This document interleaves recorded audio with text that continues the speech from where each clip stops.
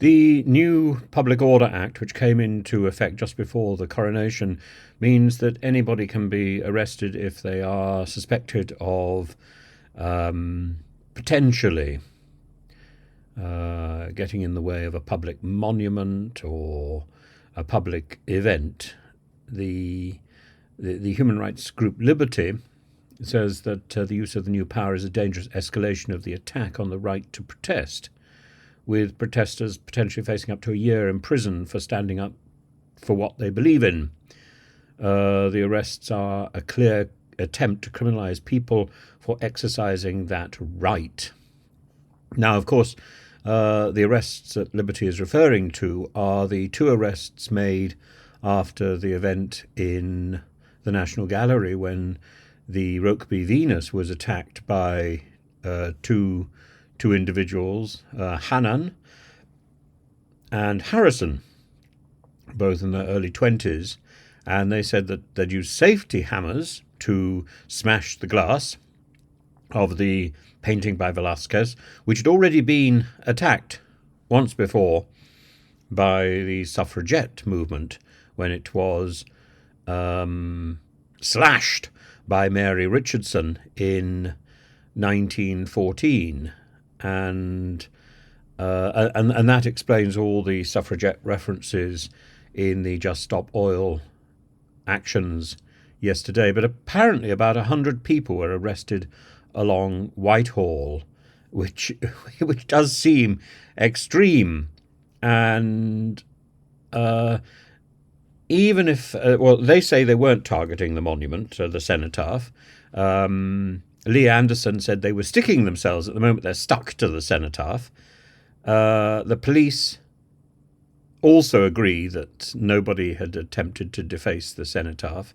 So I think there's been a lot more rhetoric and a lot more false claims made against people who were protesting, who were using the freedom of speech, which is so treasured in this country. Well, up till now has been so treasured. And I worry about Section 7 of the Public Order Act because it is open to serious abuse. But I also worry why Section 7 of the Public Order Act was not used against people waving the Hamas flag in public, about people chanting anti-Semitic chants. I think the chant "From the River to the Sea" is so open to interpretation and so misunderstood by the people who are using it that I don't think that can be construed as a criminal offence.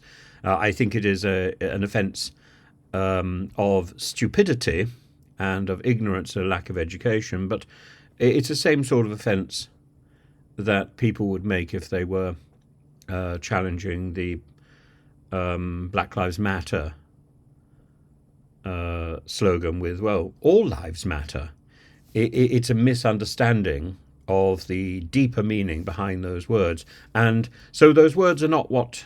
those words are not enough. Those words are a code for an entire belief system which underpins it, which is invoked by those words. And that is the problem with the chant, with the slogan "From the River to the Sea." But that is the problem with so many slogans.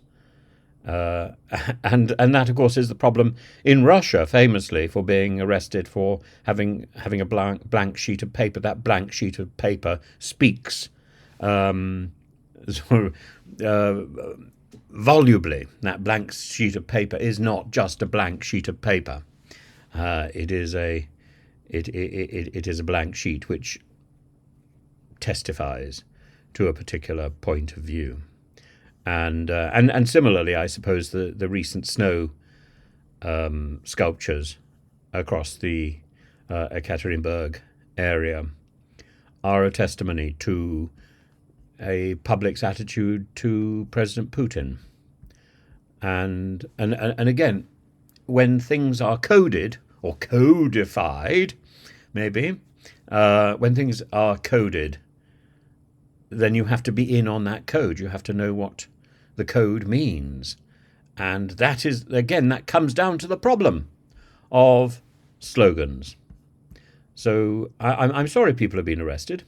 I think the Public Order Act, particularly Section 7, is disturbing. But equally, I think attacking works of art and attacking public monuments is not something we should do. We should not be surprised that there was a worry about the cenotaph and Just Stop Oil, because Suella Braverman has ratcheted up the rhetoric and made the entire nation edgy.